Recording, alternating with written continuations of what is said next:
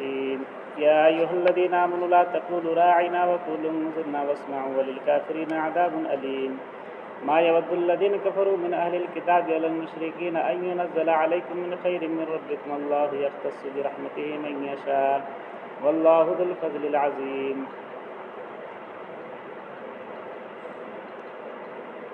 یہودیوں کی ایک عادت تھی، وہ حضور صلی اللہ علیہ وسلم کے پاس آتے تھے، ملاقات کرتے تھے، بیٹھتے تھے اور گفتگو کرتے ہوئے، کچھ سوال کرتے ہوئے، پوچھتے ہوئے یہ کہتے تھے عربی میں راعینا، جس کا ایک مطلب ہوتا ہے کہ ہماری رعایت کیجیے گا، ہم کچھ پوچھ رہے ہیں، کچھ سوال کر رہے ہیں تو میرا لحاظ کیجیے گا.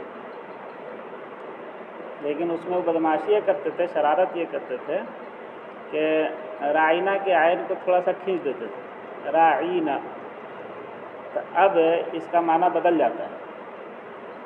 راعینا بغیر یا کے ہو تو اس کا معنی ہوتا ہے ہماری رعایت کیجیے، میرا لحاظ کیجیے.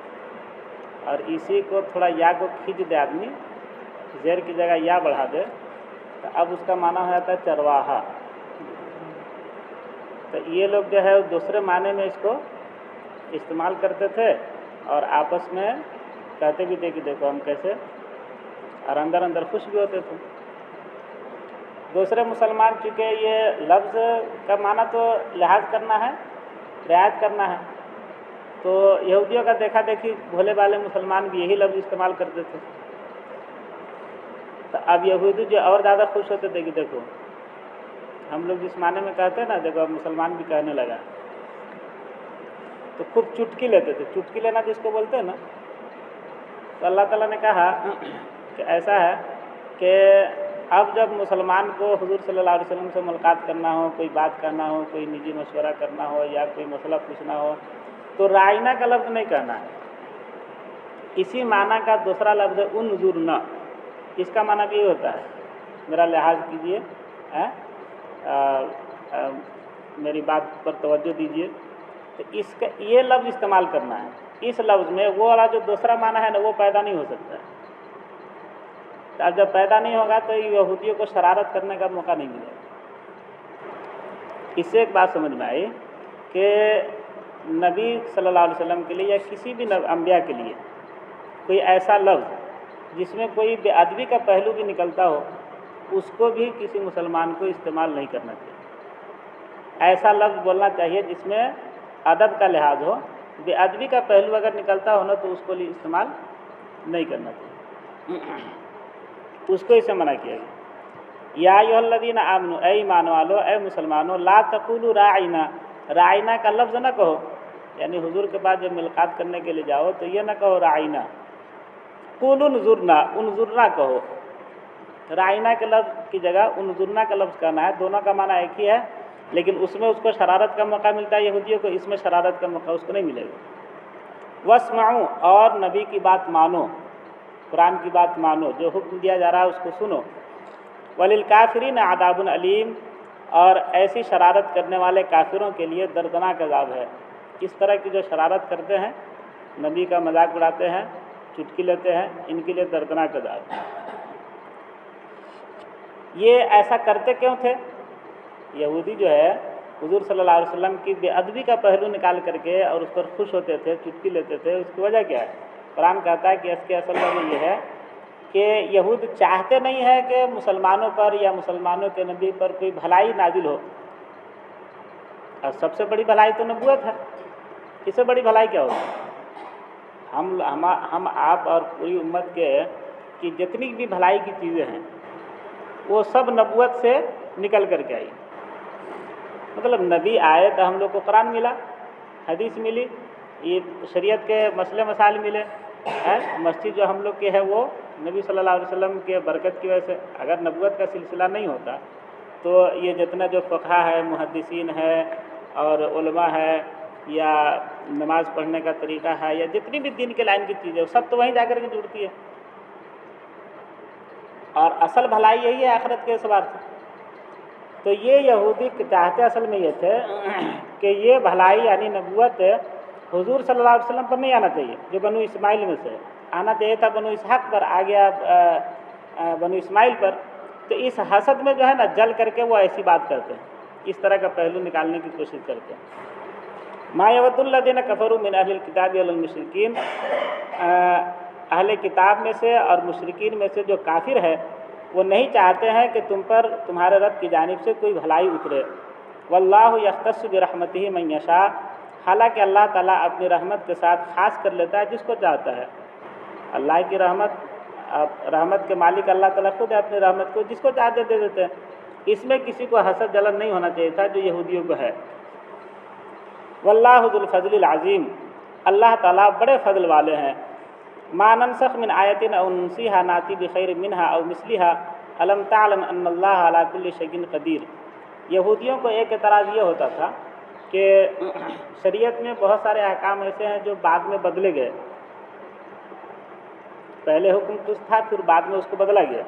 जैसे मिसाल के तौर पर शराब, वो डायरेक्ट हराम नहीं हुआ कि शरीयत आई और कह दिया गया कि जो लोग शराब पी रहे बिल्कुल बंद कर दे। 3 मरहले में शराब की हुर्मत नाज़िल हुई।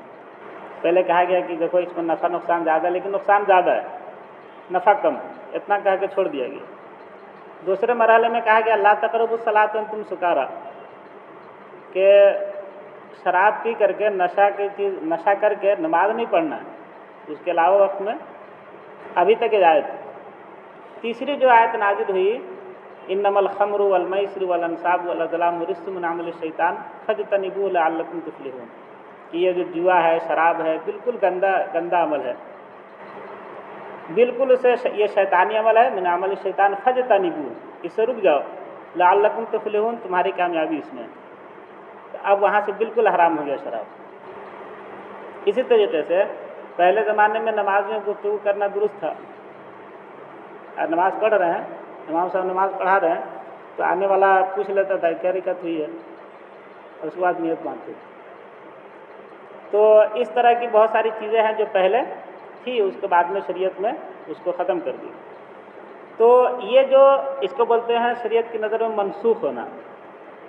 तो बहुत सारे अहकाम जो पहले थे फिर मनसूख हुए। तो मनसूख होने का ये मतलब, एक तो ये मतलब होता है कि जो उसको ख़त्म करने वाले, मनसूख करने वाले हैं, तो उनको ये था कि उनके इल्म में ना हो, एक चीज़ का हुक्म दे दिए, कुछ दिन के बाद उनको समझ में आया कि नहीं ये चीज़ मुनासिब नहीं है, तो फिर उसको बदल दिए। तो ऐसा तो अल्लाह ताला से होना मुमकिन नहीं, इसलिए कि अल्लाह ताला को तो हर चीज़ का इल्म है, अव्वलीन व आखिरीन का इल्म है। तो अल्लाह ताला से ऐसा होना कि ये चीज़ का हुक्म दे दिए फिर बाद में मालूम है कि मुनासिब नहीं, ऐसा अल्लाह ताला से मुमकिन, इंसान से तो हो सकता है, अल्लाह ताला से ऐसा मुमकिन नहीं। हाँ, ये है कि हिकमत इसमें कि एक हुक्म अभी दिया जाए और उसी को कुछ दिन के बाद में बदल दिया जाए, हिकमत के तहत। जैसे एक हकीम होता है ना, वो दवा लिखता है, उसको मालूम है कि ये दवा हम इस मरीज़ को लिख रहे हैं, 2 हफ्ते के बाद में ये दवा इसकी बदल जाएगी, दूसरी दवा चलानी पड़ेगी। तो अब 2 हफ्ता ये दवा चली, उसके बाद में उसका नुस्खा बदल गया। तो आपको ये नहीं कह सकता है कि हकीम जो है नातजुर्बाकार है, 2 हफ्ते तक ये दवा चला है, 2 हफ्ते के बाद दूसरी दवा।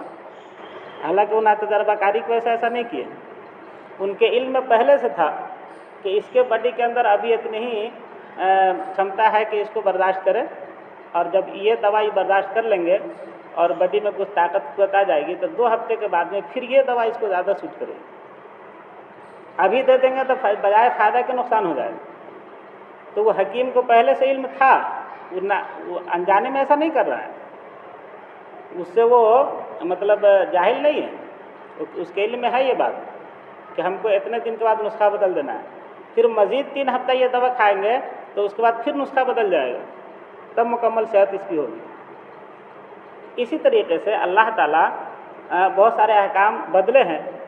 तो बदलने का मतलब ये नहीं है कि अल्लाह के इल्म में नहीं था, अल्लाह के इल्म में था, लेकिन उस वक्त मसलहत ये थी कि अभी इस पर रखा जाए। अब फिर जब शरीयत की मोहब्बत इन लोगों के दिल के अंदर आ जाए तो फिर ये हुक्म दे दिया जाए, और जब थोड़े ईमान में पुख्ता हो जाएंगे तो अब ये हुक्म भी इन पर आएगा ना, तो इस पर इनको कोई नागवारी नहीं होगी, बल्कि जज्बे के साथ, शौक़ के साथ इसको कबूल करेंगे। तो ये तो अल्लाह ताला इसलिए करते थे। यहूदियों को इस पर एतराज़ होता था। मिसाल के तौर पर हुजूर सल्लल्लाहु अलैहि वसल्लम जब मक्का से मदीना आए, इसमें दूसरे पारे के शुरू में आएगा भी कि मक्का से जब मदीना आए तो आपको हुक्म दिया गया कि आप खाने काबा की तरफ मुँह करके नमाज नहीं पढ़ना है, बैतुल मक़दिस की तरफ मुँह करके नमाज पढ़ना है। और 16 महीने तक आप बैतुल मक़दिस की तरफ मुँह करके नमाज पढ़ें। 16 महीने के बाद में फिर हुक्म बदल गया कि नहीं, आपका असल किबला जो है खाना काबा ही है, अब हमेशा के लिए उसी तरफ मुँह करके नमाज पढ़ना है। तो इस पर यहूदियों को बहुत एतराज़ था कि क्या वो कभी इधर मुँह करके नमाज पढ़ते, कभी उधर मुँह करके नमाज पढ़ते। तो अल्लाह ताला ने कहा कि देखो भाई, असल है अल्लाह का हुक्म, मशरिक़ मगरिब शमाल जुनूब उत्तर दक्षिण ये कोई चीज़ नहीं, असल तो अल्लाह का हुक्म है। अल्लाह जिधर हुक्म दे उधर मुँह करके नमाज पढ़ना असल चीज़ है। ये पूरब पश्चिम कोई चीज़ थोड़ा है, अल्लाह तो हर जगह है। तो जिधर भी तुम मुँह करके नमाज पढ़ोगे तो उधर अल्लाह तुमको मिलेंगे। हाँ, लेकिन अल्लाह का हुक्म चुके हैं इधर मुँह करके नमाज पढ़ने के लिए, इसलिए अब वो जब बात आएगी ना आगे कि किस मसले से किस हिकमत के तहत ये हुक्म दिया गया था, वो पूरी तफसीली बात वहाँ पर आएगी। यहाँ पर हम ये सिर्फ कह रहे हैं कि यहूदियों को इस पर एतराज़ था। तो अल्लाह ताला ने कहा कि ये एतराज़ की बात नहीं है, ये अल्लाह ताला के हकीम होने की बात है, हिकमत की बात है कि अल्लाह ताला कब किस चीज़ को इंसान के लिए बेहतर मान रहे उस वक्त उसका हुक्म अल्लाह ताला उसको देते हैं। मा नंसख मिन आयतिन, हम कोई आयत को मनसूख नहीं करते हैं, और नुनसिहा या उसको बिल्कुल ही ख़त्म कर देते हैं, नाती बिखैर मिनहा और मिसलिहा, मगर हम उससे बेहतर आयत ले आते हैं या उसी के मिसल ले आते हैं। बेहतर का मतलब यह है कि या तो ऐसा हुक्म नाजिल करते हैं जिस पर अमल करने में ईमान वालों को सहूलत होती है, तो जाहिर सी बात है बेहतर हो गया। पहले से थोड़ा सा कड़ा हुक्म था, अब जो है वो सहूलत वाला हुक्म आ गया। या ये कि फिर उसी तरह का दूसरा हुक्म नाजिल कर देते हैं। जैसे पहले ये था कि रोज़े में ये हुक्म था कि ऐशा बात खा करके आप सो गए, नींद अगर आपको आ गई तो बस वहाँ से रोज़ा शुरू हो गया। अगर आपकी नींद टूट भी जाए तो आप कुछ खाना पीना नहीं है, वहीं से रोज़ा। बाद में ये हुक्म है कि नहीं, जब तक फजर तुलू ना हो जाए, सुबह सादिक ना हो जाए, उस वक्त तक खा सकते हो, सुबह सादिक हो जाते फिर उसके बाद बंद कर देंगे। अब इसमें मुसलमानों के लिए बेहतरी है कि सहूलत पैदा हो गई। भाई जैसे नींद आई वहाँ से अगर रोज़ा शुरू हो जाए तो कभी कभी तो नमाज़ पढ़ते ही आदमी को नींद आती है, ऐसा कि नमाज़ पढ़े नींद आ गई, थोड़ा सो गया तब दिया, तो लंबा रोज़ा होगा ना। और इसमें ये कि वहाँ तक उठ करके खा पी सकते हैं, थोड़ा सा पानी भी ले सकते हैं, तो सहूलत हो जाएगी। तो ये हुक्म फिर बाद में बदला गया। अलम तालम अन्नल्लाह अला कुल्ली शैइन कदीर, क्या तुम नहीं जानते हो कि अल्लाह ताला हर चीज़ पर कादिर है।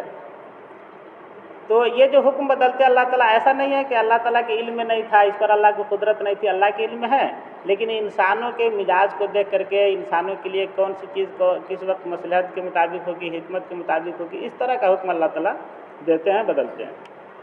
अलम तालम अन्नल्लाह लहु मुल्कुस समावाति वल अर्द, क्या तुम नहीं जानते कि अल्लाह ताला के लिए, अल्लाह ताला की सल्तनत है आसमान व ज़मीन पर।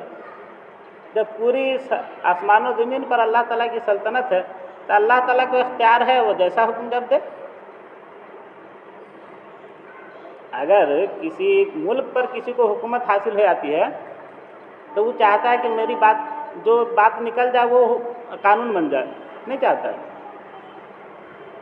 और जैसे हम चाहे वैसे, तो अल्लाह ताला जब पूरे ज़र्रे कायनात का ज़र्रे ज़र्रे का मालिक है तो अल्लाह ताला जैसा हुक्म जब दे वो उनके लिए मसलहत है। अल्लाह ताला पर कोई एतराज़, हमारा ये कपड़ा है हम इसको भी फाड़ दे, किसी को एतराज़ करने का क्या है, मेरी चीज़ है ना, इसको हम फेंक दें, इसको हम जला दें। तो मिल्कियत अगर किसी की कोई चीज़ होती है तो दूसरा उसमें उसकी अपनी चीज़ है, कुछ करे उससे हम क्या, ये तो कहता है ना आदमी। तो जब अल्लाह की मिल्कियत है सब कुछ, तो अल्लाह जब चाहे जैसा हुक्म दे, किसी को कहने का क्या हक है कि अल्लाह को ये हुक्म नहीं देना चाहिए था, ये हुक्म नहीं बदलना चाहिए था, ऐसा कहने का किसी को हक नहीं पहुँचता है। क्या तुम नहीं जानते कि अल्लाह ताला की सल्तनत है आसमानों ज़मीन पर, व मा लकुम मिन दुनिल्लाहि मिन वलिय्यिन वला नसीर, अल्लाह के अलावा तुम्हारा कोई मददगार नहीं है और कोई फरियाद रस नहीं है। फरियाद करे तो फरियाद कोई सुनने वाला नहीं है, कोई मदद करने वाला नहीं है अल्लाह के सिवा।